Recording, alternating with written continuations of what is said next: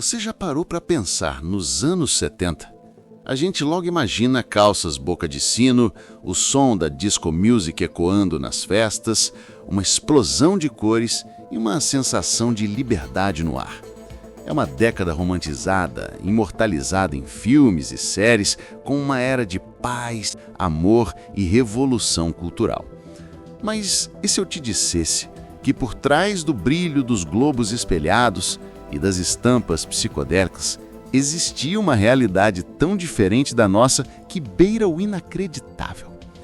Uma realidade onde o que era considerado normal, trivial e até mesmo saudável, hoje seria motivo para escândalo, processo e, em muitos casos, prisão. Essa é a viagem que vamos fazer hoje, desvendando os 10 absurdos dos anos 70 que hoje dariam cadeia. Você acredita? Se você é novo por aqui e curte mergulhar fundo nas curiosidades que a história esconde, já se inscreve no canal para não perder nada. Vamos começar com algo que hoje é impensável, mas que na época era tão comum quanto respirar. Imagine entrar em um avião para uma viagem de 8 horas. Você se acomoda na poltrona e a pessoa ao seu lado acende um cigarro. Não é uma cena de filme. Era a realidade. A fumaça tomava conta da cabine pressurizada e isso era perfeitamente legal. Mas não parava por aí. Você ia ao médico e ele te atendia com um cigarro entre os dedos. Ia ao cinema e a sala ficava nublada de fumaça. Salas de espera de hospitais, escritórios, restaurantes e até mesmo elevadores eram espaços onde fumar era um direito quase sagrado. A ideia de área para não fumantes era uma raridade exótica, muitas vezes consistindo em uma simples placa que pouco adiantava contra a nuvem de fumaça que pairava sobre todos. A noção de que a fumaça passiva poderia ser prejudicial ou até fatal era um conceito que apenas começava a engatinhar na ciência e estava longe de ser aceito pelo público ou pelas legislações. Como uma sociedade inteira pôde viver imersa em fumaça, ignorando os riscos de uma forma tão generalizada? A resposta não está apenas na falta de informação, mas no poderoso contexto cultural e econômico que moldou aquela década. A normalização do cigarro em todos os cantos da vida social não surgiu do nada. Ela foi o resultado de décadas de um marketing agressivo e de um contexto histórico específico. Os anos 70 foram herdeiros diretos da contracultura dos anos 60, uma época de questionamento radical das autoridades e das instituições. Havia uma desconfiança generalizada em relação ao sistema, incluindo o governo e a comunidade médica. Portanto, quando os primeiros alertas sérios sobre os perigos do tabaco começaram a surgir, muitos os encararam como ceticismo, como mais uma tentativa do establishment de controlar o comportamento individual. A indústria do tabaco, por sua vez, aproveitou-se magistralmente desse sentimento. Anúncios da época não apenas vendiam cigarros, eles vendiam um estilo de vida, independência, sofisticação e até mesmo saúde. Era comum ver anúncios com médicos de jaleco branco recomendando certas marcas de cigarro como sendo mais suaves para a garganta. Personagens de desenhos animados e figuras populares entre os jovens eram usados para criar uma conexão emocional com o produto desde cedo. Esse bombardeio de propaganda criava uma dissonância cognitiva gigantesca. Mas o cigarro era apenas a ponta de um iceberg tóxico. Enquanto a fumaça visível poluía o ar dos ambientes fechados, um veneno invisível contaminava o ar de todo o planeta, a gasolina com chumbo. Durante toda a década de 70, praticamente todos os carros do mundo queimavam combustível com tetraetilchumbo, um aditivo usado para aumentar a octanagem e proteger o motor. O problema: a queima desse combustível liberava partículas microscópicas de chumbo na atmosfera que eram inaladas por todos.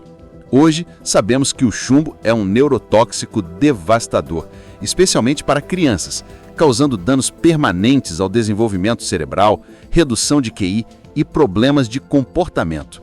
Naquela época, porém, as ruas das grandes cidades estavam saturadas com esse veneno e a população respirava essa contaminação diariamente, sem qualquer tipo de regulamentação ou alerta sobre os perigos reais que enfrentavam em cada esquina. Esses perigos invisíveis, como o chumbo no ar, eram apenas uma parte dos desafios diários que a população enfrentava, muitas vezes sem se dar conta. A própria noção de segurança, especialmente para crianças, era drasticamente diferente. Se hoje os pais se preocupam com o tempo de tela, nos anos 70 a preocupação poderia ser com radiação. Um dos exemplos mais chocantes eram os brinquedos. Existiam kits de química vendidos livremente com substâncias que hoje são rigorosamente controladas. Mas o ápice talvez tenha sido o Gilbert U-238 Atomic Energy Lab, um laboratório de energia atômica de brinquedo, vendido nos Estados Unidos. Ele vinha com amostras reais de minério de urânio, permitindo que as crianças realizassem experimentos com material radioativo em seus próprios quartos. A embalagem prometia uma emocionante introdução ao mundo nuclear, ignorando completamente os riscos de contaminação e exposição à radiação. A mentalidade era de que um pouco de perigo fazia parte do aprendizado e do crescimento, uma ideia que se estendia a quase todos os aspectos da vida. E em nenhum lugar isso era mais evidente do que na indústria automotiva. Os carros dos anos 70 eram ícones de design e potência, mas caixotes de metal sobre rodas pelos padrões atuais. Itens que consideramos absolutamente essenciais hoje, como cintos de segurança de 3 pontos para todos os passageiros, airbags, freios ABS e controle de estabilidade, eram raros ou não existentes. O cinto de segurança no banco de trás, quando existia, era quase sempre do tipo subabdominal, muito menos seguro. Os painéis dos carros eram feitos de metal rígido e com botões pontiagudos, transformando-se em verdadeiras armadilhas em caso de colisão. As crianças viajavam soltas no banco de trás ou até mesmo no colo do passageiro da frente, sem qualquer tipo de cadeirinha ou assento de elevação. A ideia de uma estrutura de carro projetada para absorver o impacto e proteger os ocupantes ainda estava na infância. Sobreviver a um acidente de trânsito dependia muito mais da sorte do que da engenharia. Essa aceitação de riscos tão elevados não era apenas uma falha tecnológica, mas o reflexo de decisões cruciais tomadas pela sociedade e pela indústria automotiva. As decisões que normalizavam esses perigos iam muito além da negligência. Elas eram parte de uma cultura que priorizava a liberdade individual, mesmo que essa liberdade representasse um risco para si e para os outros. Um dos exemplos mais gritantes era a forma como a sociedade encarava a combinação de álcool e direção. Hoje, dirigir embriagado é um crime grave, com consequências legais severas e um forte estigma social. Nos anos 70, a situação era completamente diferente. Era socialmente aceitável e até mesmo comum sair de um bar ou de uma festa depois de beber consideravelmente e dirigir para casa. As blitzes de bafômetro eram raras e as penalidades, quando aplicadas, eram brandas, muitas vezes resultando em uma simples multa. A frase "se beber, não dirija" ainda não fazia parte do vocabulário popular, e a conscientização sobre os reflexos diminuídos e o perigo real era mínima. Piadas sobre dirigir bêbado eram comuns em programas de comédia, refletindo uma tolerância social que hoje nos causa arrepios. Essa mesma mentalidade de "deixa rolar" se manifestava de formas ainda mais bizarras. Imagine ligar a TV e ver no noticiário que mais um avião comercial foi sequestrado. Nos anos 70, isso era um evento surpreendentemente frequente. A segurança nos aeroportos era praticamente inexistente pelos padrões atuais. Era possível comprar uma passagem com dinheiro usando um nome falso e embarcar sem passar por detectores de metais ou revistas rigorosas. O sequestro de aviões ou pirataria aérea tornou-se uma tática para fugitivos, extremistas políticos ou pessoas em busca de resgate. E, embora fosse um evento traumático, a resposta inicial e a cobertura da mídia, por vezes, tratavam um assunto com uma estranha leveza, antes que o terrorismo global transformasse para sempre a forma como viajamos.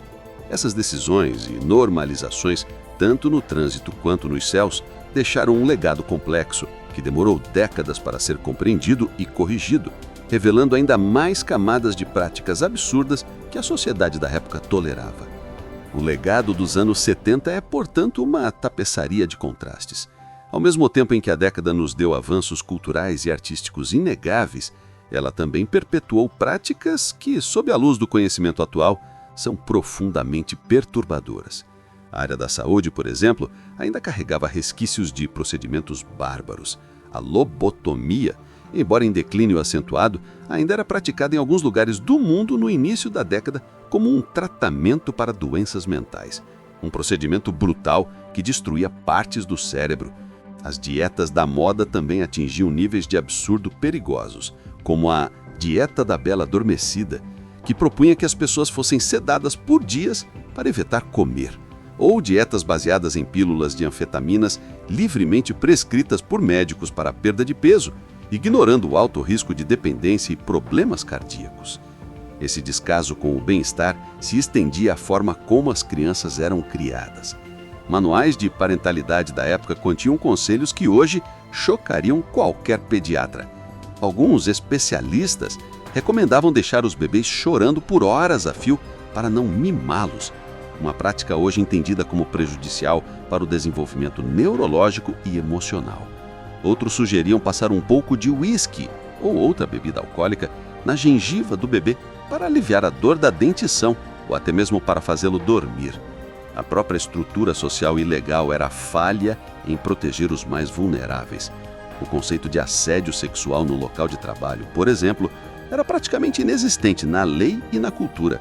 Comportamentos que hoje resultariam em demissão por justa causa e processos judiciais eram frequentemente vistos como brincadeiras de escritório ou simplesmente como parte do jogo, deixando as vítimas, majoritariamente mulheres, sem qualquer recurso ou proteção. Olhar para essas práticas nos força a confrontar uma verdade desconfortável. O que é considerado normal é assustadoramente maleável. E isso nos leva a uma reflexão final sobre o que essa década realmente nos ensina. A grande lição que os absurdos dos anos 70 nos oferecem é uma poderosa dose de humildade. É fácil olhar para trás e julgar o passado com a arrogância de quem possui o conhecimento presente. Rimos da ideia de fumar em um avião ou de brinquedos radioativos, mas esquecemos que as pessoas daquela época não se viam como ignorantes ou irresponsáveis. Elas estavam vivendo com a ciência, a cultura e as normas do seu tempo, assim como nós vivemos com as nossas. A verdadeira questão que emerge desse túnel do tempo não é apenas o quão estranho era o passado, mas o quão estranho o nosso presente parecerá para as gerações futuras. O que estamos fazendo hoje, que em 2070 será visto como um absurdo que daria cadeia? Será o nosso consumo desenfreado de plástico que está sufocando os oceanos e entrando na nossa cadeia alimentar? Será a forma como entregamos voluntariamente todos os nossos dados pessoais para corporações de tecnologia em troca de conveniência? Talvez seja o nosso vício em fast food, o uso de certos agrotóxicos na agricultura ou a forma como normalizamos o esgotamento mental e o burnout como parte da vida profissional? A história dos anos 70 nos ensina que o progresso não é uma linha reta e que a normalidade é uma construção social frágil e em constante mudança. Aquilo que defendemos hoje como certo, moderno e inquestionável pode ser a fonte de espanto e incredulidade para nossos netos. Entender isso nos convida a questionar constantemente nossas próprias certezas, a exigir mais transparência e segurança e a lembrar que a vigilância e o pensamento crítico são as melhores ferramentas para não repetirmos os erros visíveis e invisíveis do passado. O que você acha? Qual prática atual será o grande absurdo do futuro? Deixe sua opinião nos comentários. Vamos adorar saber o que você pensa. E se curtiu essa viagem no tempo, não esqueça de deixar o seu like e compartilhar o vídeo. Até a próxima!